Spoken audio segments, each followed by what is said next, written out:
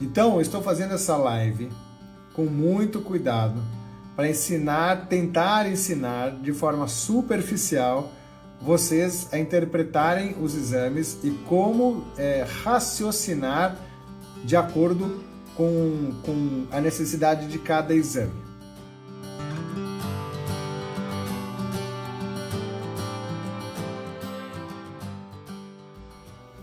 Existe um desejo muito grande de pegar um exame que foi realizado para saber por que o casal está tendo dificuldade para conseguir engravidar e tirar todas as conclusões possíveis e imagináveis através desses exames para poder dizer se você vai ou não vai conseguir engravidar naturalmente e extrair todas essas informações. Por mais que nós médicos façamos a recomendação para que você veja os seus exames como médico, não tire as próprias conclusões, isso não existe mais no mundo real, no mundo atual. Isso não existe mais com o Google, com a busca frenética das tentantes em ter o controle da informação. Então, eu estou fazendo essa live com muito cuidado para tentar ensinar de forma superficial vocês a interpretarem os exames e como raciocinar de acordo com a necessidade de cada exame. A minha expectativa é tentar explicar aqueles que são mais comuns, né? E depois no final da live eu deixo aberto para que vocês possam perguntar sobre algum exame específico, certo? Boa noite a todo mundo. Eu espero que... Hoje me atrasei, hein? Me atrasei da live. Difícil atrasar minha live, que eu marco 18h18, são 18h38, atrasei 20 minutos, mas tem 8 no final, então tá tudo certo. Bom, vamos lá. Eu vou começar, eu vou falar de exame por exame, acho que fica mais organizado falar dessa maneira. E eu quero começar falando sobre aqueles que costumam causar maior confusão, que são os exames hormonais para avaliar o ovário, FSH, LH, estradiol e progesterona, que são os exames que a grande maioria das pacientes fazem.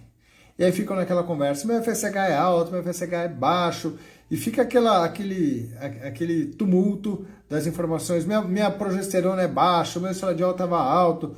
Então, como que eu faço para interpretar esses 4 hormônios? Eu vou pegar aqui um slide, deixa eu ver se dá certo, para tentar mostrar para vocês. Deixa eu organizar aqui. O que acontece? Esses 4 hormônios, FSH, LH, estradiol, progesterona, eles são parte dos hormônios que a mulher produz durante o seu ciclo menstrual. O FSH e o LH são produzidos pela hipófise.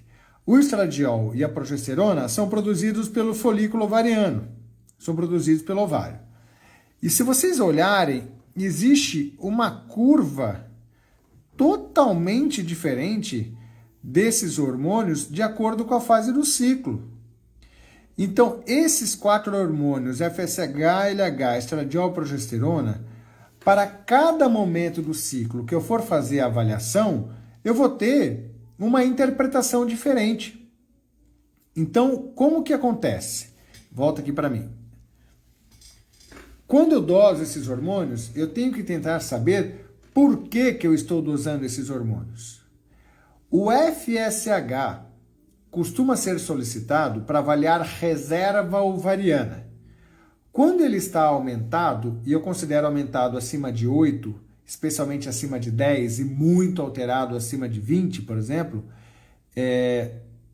nós temos que ter o cuidado para saber se ele foi feito na fase inicial do ciclo. Aqui, ó, nesta fase. Por quê? Quando o estradiol começa a subir, o FSH baixa. Então, nunca façam o exame FSH sem dosar o estradiol também.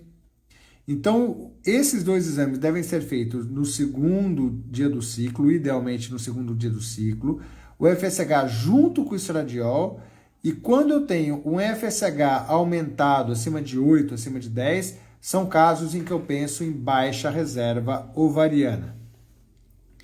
Antes de falar da progesterona e antes de falar do LH, por exemplo, eu vou falar do outro exame que avalia a reserva ovariana. Deixa eu pegar o gráfico aqui, já achei. Que é o hormônio antimileriano, que é outro exame que gera muita discussão na internet. O antimileriano pode sim ser feito em qualquer fase do ciclo. Ele não precisa ser colhido no segundo dia, no quinto dia, no 10º dia. Ele pode ser colhido em qualquer fase do ciclo porque não existe variação. Com o grande cuidado que você não pode estar tomando pílula anticoncepcional quando você dosa esse exame, porque se você dosou tomando pílula, existe uma interferência muito grande e um viés do seu resultado. Como que eu interpreto o antimileriano? A maneira correta de interpretar é correlacioná-lo com a idade da mulher. Eu não posso só olhar o número absoluto. Vou te dar um exemplo.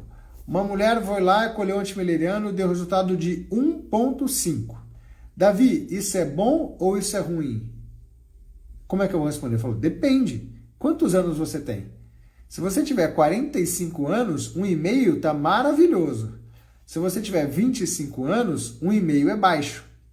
Então, o antimileriano, que é o melhor exame para medir reserva ovariana, deve ser correlacionado com a idade da mulher.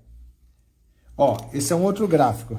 Deixa eu colocar em modo de apresentação aqui, que eu acho que vai ficar mais fácil de enxergar. Então, por exemplo, ó, do antimileriano, se eu estou dosando numa mulher de 20 a 31 anos, eu espero, na média, essa linha aqui, ó, que está em verdinho, é a média do resultado que eu espero, de 4,2. O percentil 50. Tem mulheres que estão abaixo da média? Tem mulheres abaixo da média. Tem mulheres acima da média? Tem mulheres acima da média. Dos 32 aos 34 anos, a média é de 3,3. Puxa, então um antimileriano de 1,1 dos 32 aos 34 mostra que existe uma baixa reserva ovariana para a idade. Não quer dizer que os óvulos estejam acabando, não quer dizer, mas é menor do que para a idade, então é um ponto de atenção. E assim progressivamente, conforme a idade evolui, diminui naturalmente o antimileriano. Então, toda vez que eu vou interpretar o antimileriano, eu preciso ser cuidadoso de correlacionar com a idade da mulher para saber se ela está na média, abaixo da média ou acima da média para a faixa etária. Mas, Davi, me dá um número, eu gosto de números. Então, de forma prática, quando o antimileriano está acima de 2, é porque nós temos uma boa reserva ovariana. Entre 1 e 2 é um ponto de atenção para a reserva ovariana e abaixo de 1 nós temos uma baixa reserva ovariana. Quanto menor do que 1, menor a reserva. Então, por exemplo, tem um antimileriano de 0,9, é muito melhor do que 0,5 do que 0,1. E assim a gente tem uma ideia da reserva ovariana da mulher. Então, tanto o FSH, quanto o estradiol, quanto o antimileriano servem para avaliação da reserva ovariana. Mas, Davi, meu médico não me pediu antimileriano, eu sou sua paciente, você não me pediu antimileriano. Muito provavelmente porque eu fiz um outro exame, que é o ultrassom, com contagem de folículos antrais, e eu já vi vários folículos lá. Então, é uma forma indireta de avaliar a reserva ovariana. Indireta não, uma forma direta de avaliar a reserva ovariana sem a necessidade desse exame. Porque esse exame é caro. Custa 400, 500 reais, dependendo do laboratório. E eu Davi, não costumo pedir para todo mundo. Se eu vejo aqui no meu ultrassom que a mulher já tem uma boa reserva ovariana, eu acabo não pedindo o exame para que ela não gaste 500 reais. Então não é todo mundo que pede. Quando eu tenho a suspeita que possa haver uma menor reserva ovariana, aí sim eu costumo pedir para quantificar e ser sistemático para dar esse diagnóstico, certo? Bom, aí vem a outra frase que eu escuto com grande frequência. Doutor Davi, minha progesterona é baixa. Minha progesterona é baixa porque minha progesterona é baixa. Vamos falar da progesterona. A progesterona é o hormônio que é produzido depois que a mulher ovula. Ou seja, deixa eu voltar lá. Se você dosar a sua progesterona antes de ovular, aqui é a ovulação, antes de ovular, a progesterona, que é a linha rosa aqui, tem que ser baixa, tem que ser menor do que 1. O problema é se ela fosse alta aqui. E depois que a mulher ovula, a progesterona sobe.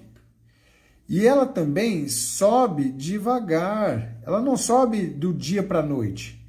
Então, quando ela atinge o seu platô, eu gostaria de ter uma progesterona maior do que 10. Só que às vezes a mulher falou, mas eu dosei a minha progesterona depois que eu ovulei e ela veio 3. Tá? Mas se você dosou 2 dias, 1 dia depois da ovulação, ela ainda está baixa, ela está subindo.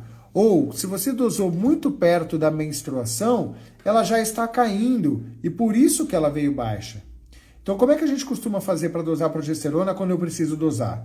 Eu, mais ou menos, calculo a data em que a menstruação vai acontecer, quando a mulher tem ciclo regular, conto 7 dias antes e doso. Aí eu tenho maior chance de ter dosado a progesterona na data certa, nesse platô da progesterona aqui.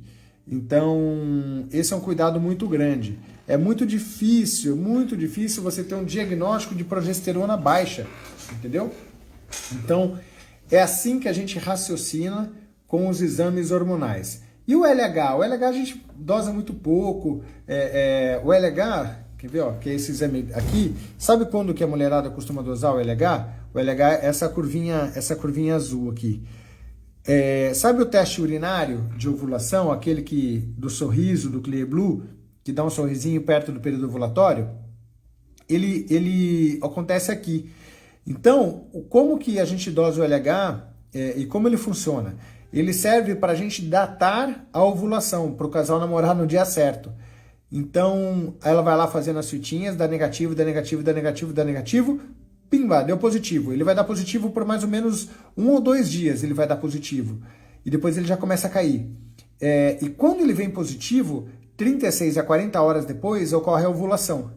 Então, esse teste do LH que vocês fazem de urina, ele não marca o dia da ovulação, ele marca os 2 dias que antecedem a ovulação, que é o período fértil da mulher. Porque eu já falei isso em outros vídeos, a mulher só vai engravidar se ela namorar antes de ovular. Se namorar no dia da ovulação, não está tão fértil, nem no dia seguinte. Então, esse teste de ovulação, ele marca os 2 dias que antecedem a ovulação e ele é bastante fiel para marcar o pico do LH. Certo? Volta para cá. Bom, falei do FSH, falei do estradiol, falei da progesterona, falei do LH e falei do antimileriano. Então, eu falei dos principais hormônios femininos. Outro exame que eu queria conversar com vocês é aquele chato pra caramba, que é a esterossalpingografia. Esse exame, eu diria que é um dos mais cuidadosos para a interpretação. Por quê? Porque existe muito, mas muito laudo de esterossalpingografia discordante da imagem. O médico especialista em reprodução costuma olhar a imagem da esterossalpingo e não o laudo. E eu vejo todo santo dia imagem alterada e laudo normal, imagem alterada e laudo normal, todos os dias. Aquele casal, gente, eu já fiz todos os exames e não acho onde é que está o problema. Geralmente é na esterossalpingo. O que esse exame mostra? Esse exame, ele joga um líquido dentro das tubas, esse líquido vai percorrer o caminho da tuba, que é um contraste, e aí ele faz alguns raios-x. Nesse raio-x, eu consigo olhar o contorno uterino, né? Tá vendo esse triângulo aqui? É o contorno uterino. Aqui é a tuba do lado esquerdo, essa parte fininha aqui. Vejo o contraste, isso é uma esterossalpingo normal. Vejo o contraste passando aqui desse lado. Aqui eu vejo o contraste passando do outro lado. E às vezes, quem vai laudar, ele lauda, ou ele não viu que de um dos lados não passou o contraste, ou ele acaba não laudando que tem uma dilatação na porção final da tuba, ou que uma das tubas está um pouco mais grudada lá em cima, e acaba precipitando o diagnóstico de um laudo normal quando existe alguma alteração. Porque as tubas uterinas, elas não são caninhos, um caninho mesmo. As tubas, elas são órgãos, elas precisam ativamente capturar o óvulo durante a ovulação, elas têm que ter uma função. Então, às vezes, a tuba não está obstruída, mas ela está disfuncional. E aí, você pode ter uma infertilidade por um fator tubário não diagnosticado no laudo da sua esterossalpingografia. Esse exame de esterossalpingografia deve ser feito na fase inicial, na primeira fase do ciclo menstrual, logo depois que acaba a menstruação, e não deve ser realizado depois da ovulação pelo risco de você já ter engravidado. Tem um casal que eu acabei de atender, a gente estava conversando se é mito ou se é verdade que a esterossalpingografia pode ajudar o casal a engravidar. E eu falei que a última revisão da Sociedade Norte-Americana de Fator Tubário falou que sim, a esterossalpingografia pode ter alguma ação terapêutica em caso de que às vezes tem uma rolhazinha de muco. Então, eu sempre tratava como mito, mas sabe aqueles mitos igual a lua cheia para a gestante que vai nascer o bebê? Aqueles mitos que a gente acredita, né? Fala, caramba, a gente vê mesmo casos que faz esterossalpingografia e engravida um ou 2 meses depois. Então tem um fundo científico de que possa sim ser terapêutico em alguns casos, mas a gente não indica ficar fazendo esterossalpingografia para tentar desobstruir a tuba. O que acontece é que quando a paciente fez, caso tenha alguma rolhazinha lá no muco, na tuba, ele acabou desobstruindo. Daqui a pouco eu já vejo as perguntas. Deixa eu só finalizar isso aqui. Não, deixa eu ver já, vai. Eu sou meio mal educado, né? O pessoal manda, às vezes, eu fico preso no meu raciocínio, coisa de homem, viu? Homem é assim, ó, sistemático. Brinquei com a Thaís hoje. Ó a doutora Carol Procno aqui. Super nutróloga, tá vindo aqui comigo. Super parceira. Tô muito animado, viu, Carol? Nós vamos fazer nossa live juntos, hein? Para falar de nutrologia e reprodução. A live vai ficar salva sim. Vou fazer exame amanhã para confirmar teste de ovulação, que é a parte aqui. Que aula show, obrigado. Eu fiz esse exame. Qual o tema da live? O tema da live é como interpretar os exames. Peraí que eu fiz besteira aqui. Vamos lá. Boa, volta. Então, deixa eu voltar. Oi, Jéssica. Você tem que preparar o casamento, hein, Jéssica? Nós estaremos lá. Então, assim. Então, aí eu falei dos hormônios, eu falei da esterossalpingografia. Quero falar do espermograma. O espermograma é outro exame que também gera muita discórdia. O cara vai lá e faz 50 espermogramas, namora mais com o laboratório do que com a esposa, né? Em alguns casos. E quando eu vou fazer um espermograma, eu vou avaliar a quantidade de espermatozoides, a motilidade e a morfologia. Quantos espermatozoides eu tenho, se eles nadam bem e se o formato dos espermatozoides é normal. Com esses achados, eu tento tirar conclusões. Se o homem tem uma baixa concentração, ou seja, se ele tem poucos espermatozoides, se os espermatozoides têm alguma deficiência na sua capacidade de nadar, ou se o espermatozoide tem um formato alterado. E aí eu posso dar o diagnóstico de uma alteração masculina. Esse é o básico, esse é arroz com feijão. Acontece que às vezes existem alguns tipos de espermograma que podem avaliar mais do que isso. Um desses espermogramas, por exemplo, é o teste de capacitação diagnóstica ou processamento seminal. O que nós fazemos? A gente colhe o espermograma normal, faz uma leitura. Então, fiz a leitura. E aí, o que eu faço? Eu centrifugo a amostra, pego os espermatozoides e coloco esses espermatozoides para nadar em meios de densidades diferentes, tá vendo? Como eles têm densidades diferentes aqui. E aí eu vejo quantos espermatozoides realmente chegaram até os meios de alta densidade e faço uma nova leitura. Eu costumo fazer um paralelo como se eu estivesse avaliando os corredores de uma São Silvestre. Então, fazer um espermograma simples é olhar a galera só lá no aquecimento, antes de correr a prova. E aí eu consigo olhar os caras fantasiados e os caras que são os quenianos, né, que vão ganhar. Só que às vezes tem alguns espermatozoides que parecem bonitos, que parecem bons, mas eles não correm tão bem. Então fazer a capacitação ou o processamento seminal é colocar a turma para correr a prova e depois avaliar no final quem realmente chegou lá. Porque o trato reprodutor feminino coloca muitas barreiras para os espermatozoides. Então é como se fosse um teste mais funcional dos espermatozoides para que a gente possa ter um diagnóstico mais preciso. E geralmente fazemos isso quando eu estou cogitando fazer uma inseminação intrauterina para ter certeza que eu tenho condições para indicar o procedimento, ou quando eu tenho alguma dúvida em relação ao diagnóstico masculino de infertilidade. Há também o terceiro espermograma, que é o teste de fragmentação de DNA espermático. Então, um pouco na moda esse exame. Quando eu quero avaliar se a integridade do DNA do espermatozoide é bom, eu brinco no paralelo, depois da São Silvestre, eu vou fazer o teste antidoping, porque às vezes o cara chegou lá, mas estava dopado. Então o espermatozoide chegou lá, conseguiu fertilizar o óvulo, mas o DNA do espermatozoide era fragmentado, aumentando o risco da formação de um embrião alterado, diminuindo a taxa de blastulação, diminuindo a formação de blastocistos, aumentando o risco de perda gestacional. Então, o teste de fragmentação é um exame caro, nossa, custa quase R$1.000 esse exame, mas eu acho ele válido, especialmente quando eu tenho a hipótese de, sabe, o homem tem uma varicocele, eu estou em dúvida se eu vou operar essa varicocele ou não, ele tem uma obesidade, sabe, o homem cheio de fator de risco e o espermograma normal. Então eu vou lá e vou avaliar o DNA do espermatozoide para ir um pouco mais a fundo nessa investigação. Peço o teste de fragmentação em casos de abortamento recorrente, que eu não estou entendendo qual é a causa, eu quero investigar se tem um fator masculino ou não. Ou quando eu vou me preparar para fazer uma fertilização in vitro, por exemplo, porque eu quero ter certeza qual técnica de fertilização eu vou utilizar.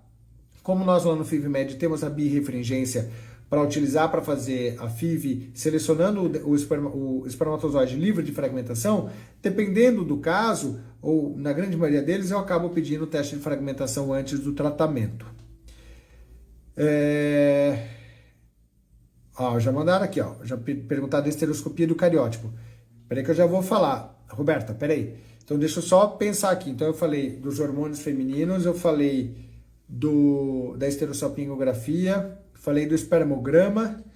Eu acho que esses daí são os que mais geram dúvidas, mais geram polêmica assim, na interpretação. Então vamos falar de outros. O que é a esteroscopia? A esteroscopia é um exame onde eu vou com uma câmera lá dentro do útero para poder olhar para ver se eu tenho alguma alteração lá dentro. Se eu tenho um endométrio fino, se eu tenho uma sinéquia, uma cicatriz lá dentro, se eu tenho um pólipo dentro do útero, se eu tenho um mioma dentro do útero. Existe uma briga acadêmica de alguns que defendem que tem que fazer esteroscopia para todo mundo, porque tem casos que o ultrassom não acha alguma coisa, e outros que falam que tem que fazer esteroscopia só quando você tem algum achado ultrassonográfico que justifique. Eu sou dessa linha. Eu não indico, então não estou falando que é certo ou errado. Eu só estou saindo de cima do muro e dando a minha opinião pessoal de como eu faço com as minhas pacientes. Então, eu indico esteroscopia quando eu tenho um endométrio fino, por exemplo, quando eu tenho a imagem ultrassonográfica sugerindo um pólipo mioma, ou quando eu quero ir a fundo na investigação do endométrio. O que acontece muitas vezes é que as pessoas querem fazer uma biópsia endometrial para avaliar se tem endometrite, células NK, plasmócitos, essas coisas. E aí falam que tem que fazer esteroscopia. Isso não é verdade. Dá para fazer a biópsia endometrial sem fazer a esteroscopia. A esteroscopia, eu vou com uma câmera lá dentro para olhar. Então o objetivo da esteroscopia não é fazer a biópsia. O objetivo da esteroscopia é olhar lá dentro para ver se tem um problema. E aí eu tenho a esteroscopia diagnóstica para achar o problema e a esteroscopia cirúrgica para tratar o problema. E são exames diferentes, feitos de forma diferentes, com materiais diferentes e às vezes precisam ser feitos em 2 tempos. Primeiro faz a diagnóstica para depois fazer a cirúrgica. Valorizo mais aqueles que vão direcionados para a esteroscopia. Eu já vi no ultrassom que eu tenho um pólipo, faço a diagnóstica, a mulher já está dormindo com a anestesista e em seguida já faço a cirúrgica. Davi, e o cariótipo? O cariótipo é um exame genético do casal, onde você vai avaliar se eles carregam algum risco genético maior de formarem embriões geneticamente anormais. Se o casal tem uma translocação, se tem algum grau de mosaicismo, que fala para mim, olha, esse casal é portador de uma alteração cromossômica que aumenta o risco da formação de embriões geneticamente alterados. Então tome cuidado para você estudar se de repente não vale a pena fazer o estudo genético dos embriõezinhos daquele casal ou justificar por que aquele casal teve abortamentos recorrentes, por exemplo. Tá? Acho que eu falei os principais, hein? Tô aberto para perguntas. Dá para ver sinéquias e pólipos pelo ultrassom? Pólipos, sim. Só que olha que legal. Às vezes eu tenho pólipo, mas dependendo da fase do ciclo menstrual, fica difícil de ver. Poxa, Davi, eu fiz vários ultrassons e só foi visto pólipo, só aquele profissional viu pólipo. Não é que o profissional é melhor. Ele fez o ultrassom na fase mais correta para ver pólipo, que geralmente é na primeira fase do ciclo. Quando o endométrio está trilaminar, fica mais fácil de ver. Na segunda fase do ciclo, o endométrio fica muito branquinho e confunde a imagem do pólipo.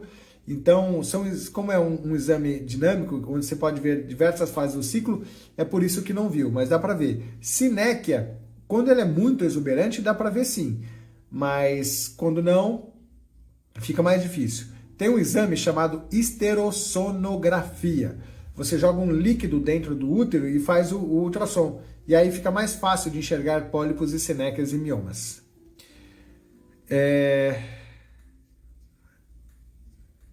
Ixi Maria, peraí aqui. Agora eu me perdi. Aqui, então, uma pergunta da Tainá. Ressonância magnética negativa para endometriose. Pode ficar tranquila ou deve fazer ultrassom com preparo intestinal? Essa pergunta é boa. Os exames para avaliar a endometriose, para alguns achados, e dependendo do profissional, o ultrassom pode encontrar achados que a ressonância não vê e vice-versa. O que eu costumo recomendar é que avalie quem fez o exame. Avalie o profissional que fez.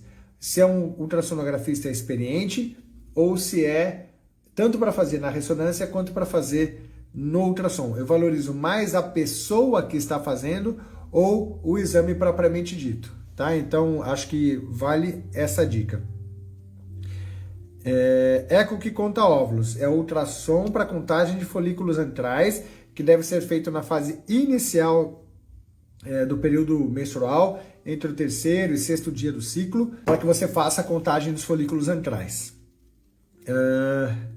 Pode falar sobre dosagem de progesterona pré e pós-transferência do embrião? Posso, claro. Quando a gente dosa progesterona para uma transferência embrionária, eu preciso avaliar pré e pós-transferência. Então tá certinho. Por que eu tenho que avaliar pré e pós? Porque lembra que eu mostrei para vocês aquele gráfico? Vamos falar aqui, ó. Deixa eu voltar aqui, peraí. Como que acontece naturalmente? A progesterona, ela é baixa para depois subir. E quando a progesterona sobe, enquanto a progesterona sobe, o embriãozinho está percorrendo o caminho para chegar até o endométrio. E o embriãozinho vai chegar mais ou menos aqui, ó, no sexto dia pós-ovulatório. Então, quando eu estou fazendo o preparo do endométrio, eu preciso ter certeza, sabe quando você começa a progesterona, o Utrogestan, o Dufaston, o Crinone, a hora que eu começo a progesterona, eu tenho que ter dosado a progesterona antes, para ter certeza que ela está abaixo de 1,5 ou abaixo de 1, dependendo do tipo de ciclo que você está fazendo o preparo, para saber que ela não estava alta antes. Porque quando eu começar, eu disparo o cronômetro para transferir um embrião em mais ou menos 120 horas. Se eu dosar a progesterona antes de começar a Utrogestan, por exemplo, e ela já estava alta, simboliza para mim, cuidado porque o cronômetro foi disparado antes da hora. Você não vai conseguir calcular precisamente as 120 horas para transferir o embrião. Então, você acaba cancelando a transferência porque você perdeu o cálculo da janela de implantação. Então, o objetivo da progesterona antes de transferir é para avaliar se não havia uma progesterona natural ou endógena que estivesse atrapalhando o meu preparo do endométrio. O cutoff, o ponto de corte, é 1,5 ou 1, dependendo da forma de avaliação do profissional. Depois que você transferir o embrião, você vai avaliar a progesterona para saber se com as medicações que você está utilizando, se você chegou a níveis adequados. Os níveis adequados são aqueles maiores do que 10 para que nós possamos ficar mais tranquilos. Tem alguns profissionais que usam o Dufaston no preparo do endométrio para transferência. É uma boa medicação, já tem evidências de que é um tipo de progesterona que funciona, mas o Dufaston, especificamente ele, não permite dosagem no sangue. Não dá para dosar a progesterona do Dufaston. O Dutrogestan dá para dosar, o Ducrinone dá para dosar, a progesterona oleosa de aplicação intramuscular dá para dosar. Então, o único cuidado são os profissionais que usam o Dufaston para fazer lútea, porque aí não dá para ter esse parâmetro. Então não quer dizer que seja bom ou ruim, você só perde a referência, tá bom? Então, respondendo a questão. Acho que consegui responder, né? Analice. Regiane Froze. Eu tive sinecas e o útero estava normal. Aí, tá vendo? Sineca é difícil de ver no ultrassom. Fabiola. O que significa se o estudo genético do embrião der alteração? Fabiola do céu. Estudo genético do embrião dá uma live de 1h30. Tem 2 lives falando sobre estudo genético dos embriões. Vai no meu perfil lá do IGTV, arrasta lá, acha uma live de estudo genético embrionário. Eu não vou falar sobre isso hoje, mas tá bom, vai. O estudo genético dos embriões faz uma biópsia do embriãozinho. Deixa eu achar uma biópsia aqui. Aqui. O estudo genético dos embriões faz uma biópsia do embriãozinho. Eu tiro algumas células do embrião em fase de blastocisto e mando para um laboratório de genética para saber se ela é geneticamente normal ou não. Se ele for geneticamente normal, a gente costuma transferir o embrião. Se ele for geneticamente alterado, a gente evita a transferência desse embrião. Só que qual que é a minha crítica? Por que eu não queria falar muito sobre ele? Porque eu sou um pouco crítico em relação a esse exame, porque ele tem viés de resultado, que é muito pouco dito isso, né? Agora tá mais na moda. Eu falo sobre erro de estudo genético dos embriões, você que me acompanha aqui, vocês que estão aí, desde 2019, eu tô publicando materiais falando sobre falhas de... Olha aqui em cima de mim, ó. Cadê? Deixa eu ver se consigo. Tá vendo atrás de mim, ó? Tem o meu brinquedinho aqui. Vou pegar ele aqui, peraí. Cadê? É ele ali, ó. Eles aqui, ó. Aí. Os meus embriõezinhos da live do estudo genético dos embriões, porque é um exame que tem risco de erro, que tem viés do resultado, que pode errar o diagnóstico embrionário. Então eu sou um pouco crítico, Fabiola, em relação ao estudo genético dos embriões. Tenta achar uma live que eu tô com esses potinhos aqui, que eu acho que eu vou conseguir te explicar melhor. Doutor, endometriose no ligamento redondo atrapalha na FIV? Na FIV, não. Não é para ser um fator que atrapalha, tá? A endometriose pode atrapalhar na qualidade do óvulo, então aí atrapalharia na FIV, não a endometriose do ligamento redondo. Mas ter endometriose pode gerar um ambiente inflamatório que diminui a qualidade do óvulo. E pode atrapalhar na receptividade do útero nos casos de adenomiose, quando é endometriose do útero. E aí... Então, nesses casos pode atrapalhar também. Doutora Carol Própino, Davi, antimileriano acima da média. Quando desconfiar de SOP? Show a pergunta, hein? SOP, síndrome dos ovários policísticos, exige 2 de 3 critérios. 1. Anovulação, ou seja, a mulher não ovula, o que geralmente representa-se por ciclos menstruais irregulares. Eu fico meses sem menstruar. Então, um critério, anovulação. Segundo critério, hiperandrogenismo, aumento do hormônio masculino, aumento da testosterona, seja ela clínica, ou seja, eu estou vendo aumento do pelo na face, no tronco, nas costas. Então, uma pilificação anormal, aumento do clítoris, mudança da voz, que é o hiperandrogenismo clínico, ou laboratorial. Eu dosei os níveis de testosterona e estão elevados.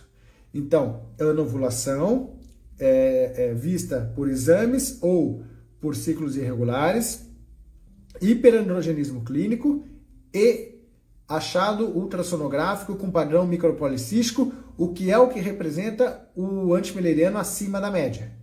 Então você faz o ultrassom e vê pelo menos 12 folículos antrais de cada lado, com o padrão do colar de pérolas lá, tudo na periferia do ovário. Então o aumento do antimileriano, ele está correlacionado com esse terceiro achado do achado ultrassonográfico. Então olhar só o ultrassom sem hiperandrogenismo e sem anovulação não dá diagnóstico de ovários policísticos. Então eu preciso de pelo menos 2 critérios para fechar o diagnóstico.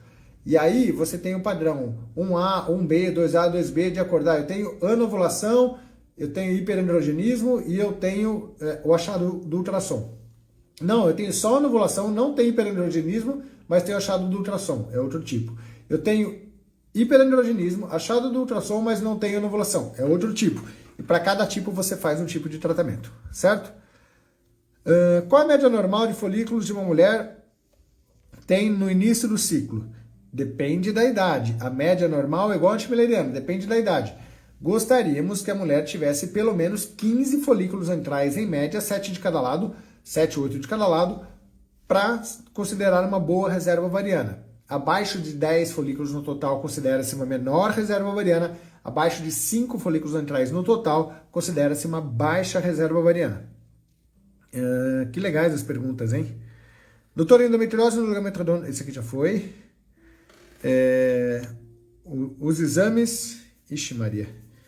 Lera Peloto, não entendi a dúvida aqui. Os exames... Acho que teve alguma coisa na digitação. Não consegui.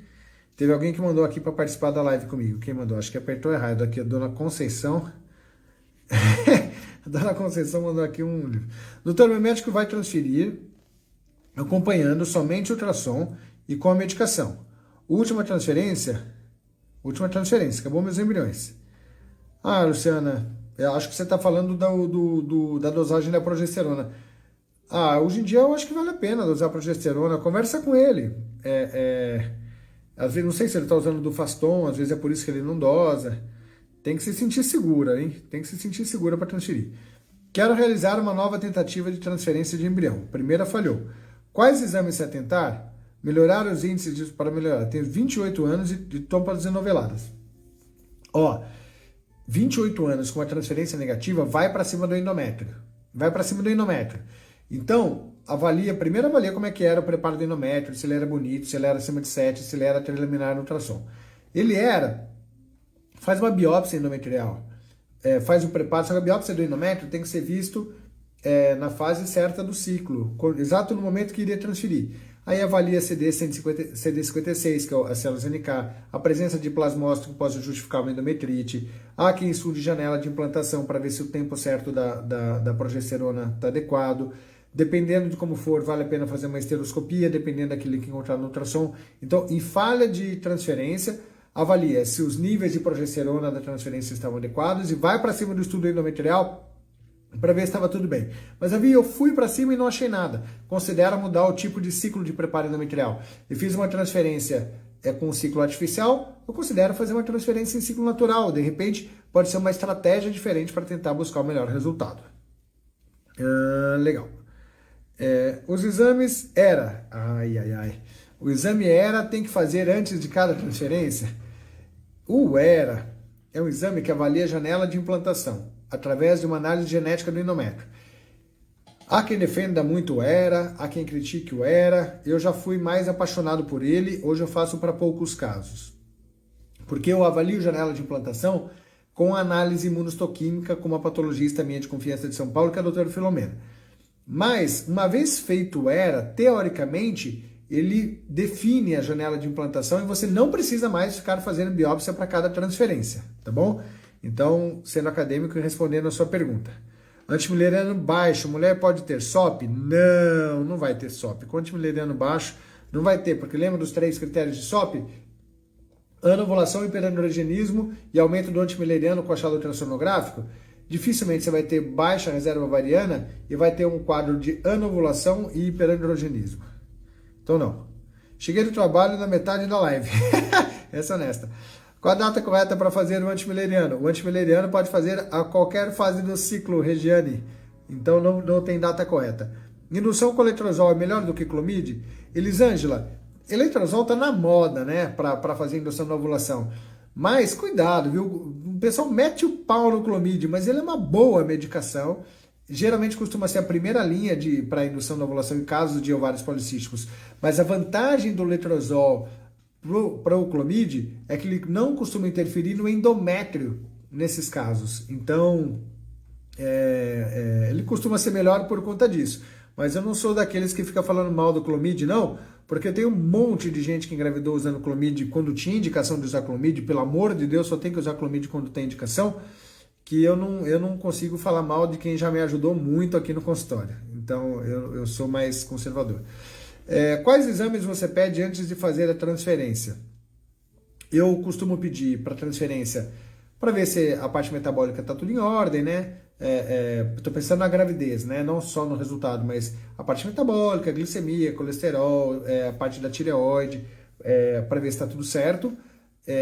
As sorologias, porque elas são obrigatórias, Zika é obrigatório, e eu costumo fazer em muitos casos a biópsia do endométrio para avaliar o endométrio antes de transferir, mas não faço para todo mundo.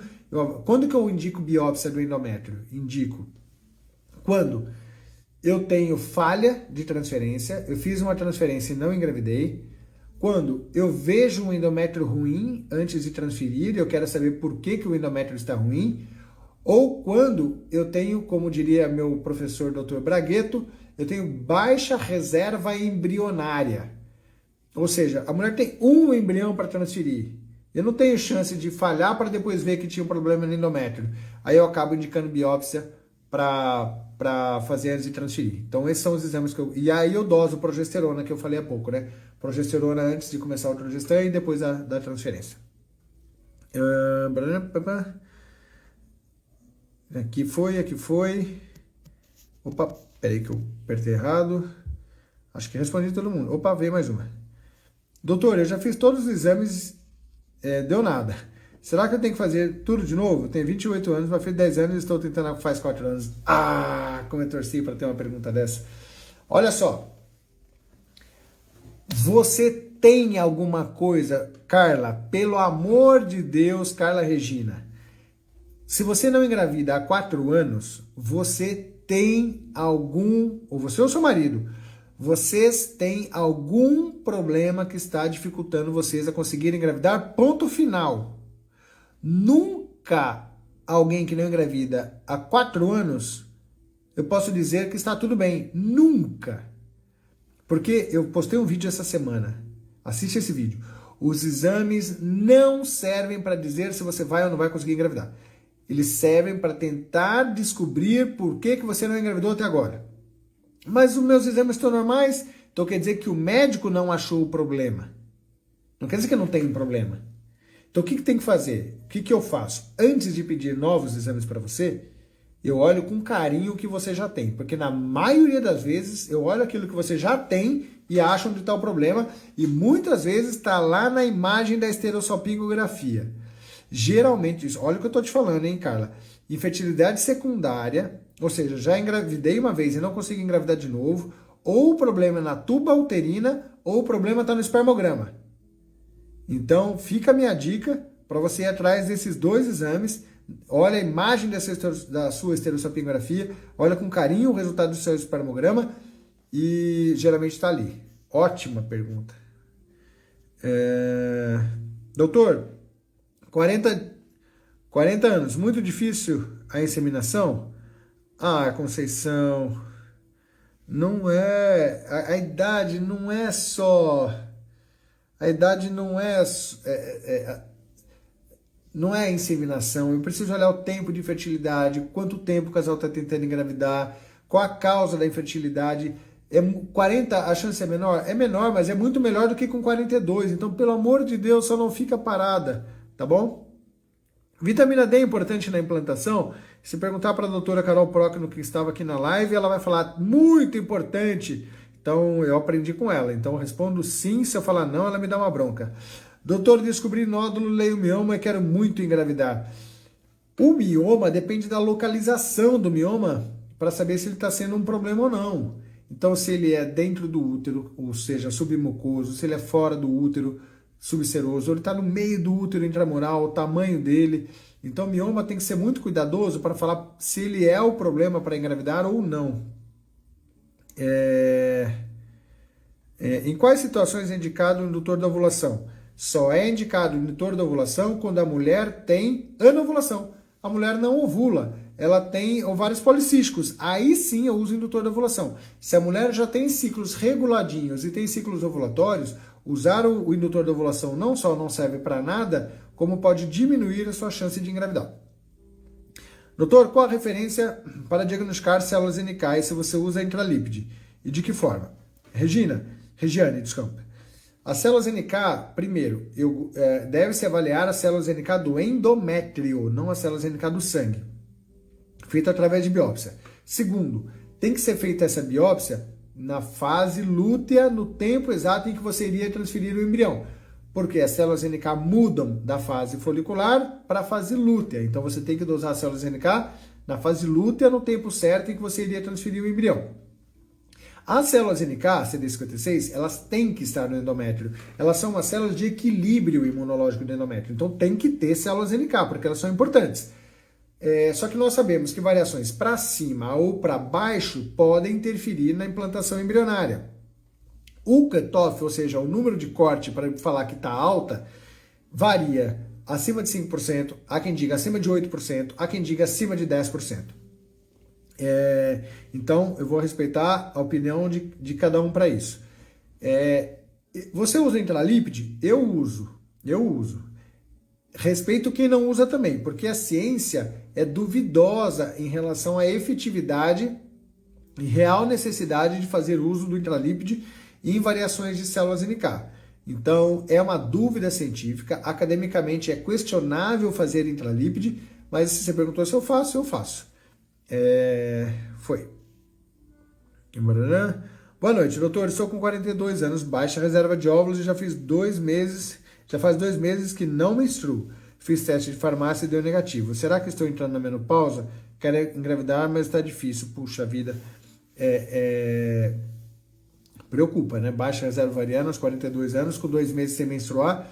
Eu fico, sinceramente, bastante preocupado pela proximidade, mas eu só vou te falar vendo os seus exames. Não vou falar numa live, só com texto. Isso até pela complexidade do diagnóstico. Super recomendo para todo mundo que está preocupado com reserva ovariana. Eu dou meus livros, aqui eu fico sem livro aqui.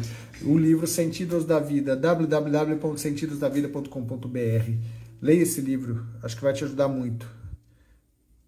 TSH na gravidez 4.8, devo me preocupar? Já estou tomando Puran. Acho que vale a pena, se já está tomando Puran, vale a pena ajustar a dosagem só para baixar um pouquinho. Tenho visto vários médicos usando Reuquinol, sem fechar diagnóstico de lúpus. Qual a sua opinião? Não tenho experiência com Reuquinol, não indico, não estou falando que...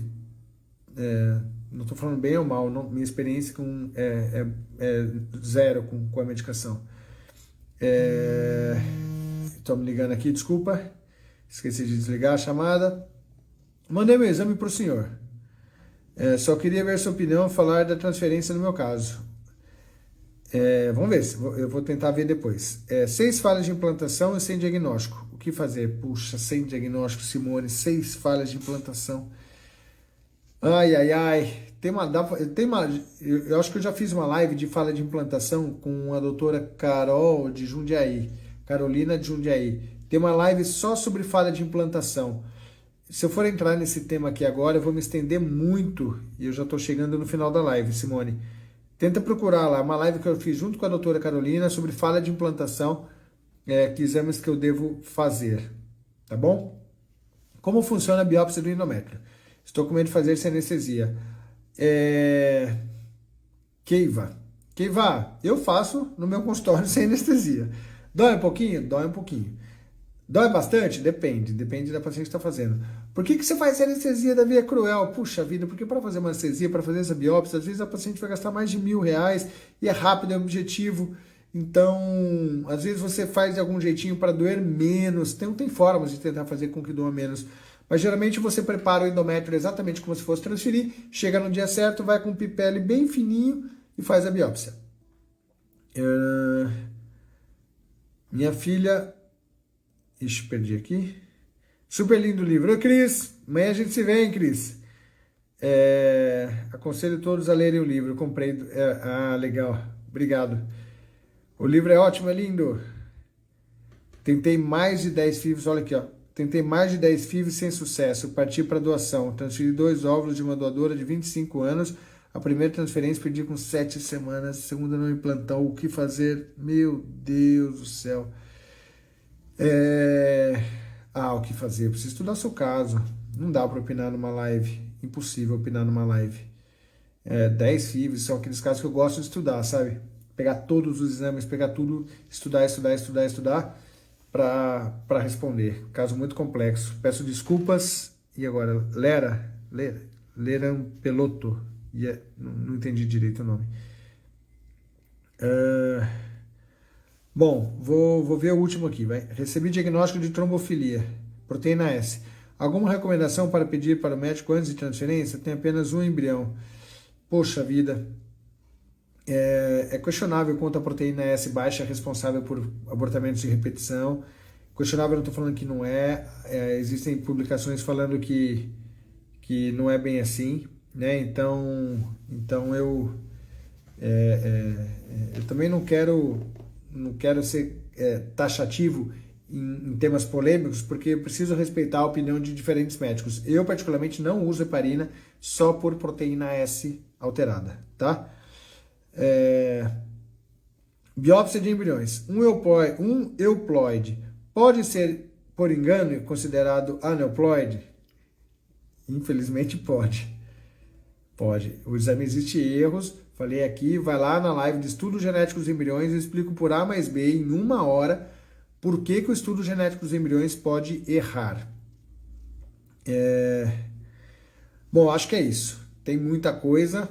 São 7h30 da noite, eu preciso ir para casa, senão eu levo bronca da minha esposa. Eu gostei da live, viu? Puxa, gostei. Eu entrei despretensioso para a live, achando que vocês não iam gostar do tema. Mas como eu recebo muita pergunta, eu acabei optando por fazer, e foi uma live muito legal, né? Eu gostei. Se vocês gostaram também, depois deixa os comentários, manda pro pessoal, compartilha, como é que fala? O pessoal que fala, né? Não sou um bom blogueiro que fala, curta, compartilhe, essas coisas assim, mas vai lá, me ajuda a mandar a live pro pessoal para que dê certo.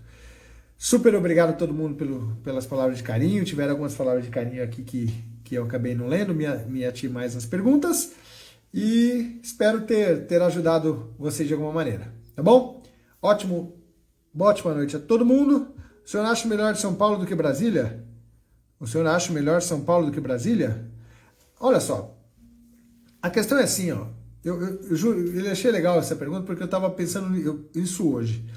Muitas vezes as pessoas usam a referência do local. Vou dar um exemplo assim. Eu fiz a minha cirurgia no Hospital Albert Einstein. Eu fiz o meu tratamento em São Paulo. Eu fiz o meu tratamento na Espanha. Eu não... Estava pensando isso hoje. Não é o serviço. É a pessoa. Quem fez seu tratamento? Eu fui no Einstein. Estava com quem? Quem era a pessoa? A medicina ainda humana. Ou o laboratório. Puxa, aquele laboratório é bom. Faz diferença também. Faz muita diferença, por sinal. Mas não é... São Paulo é melhor que Brasília? Não. Quem? Qual laboratório? Quem são as pessoas que vão te ajudar? Entendeu? Então você tem que sentir confiante que você está fazendo o seu melhor. Esse é o meu recado. Tá bom? Agora eu vou embora, senão eu vou tomar bronca da minha esposa. Tchau para todo mundo.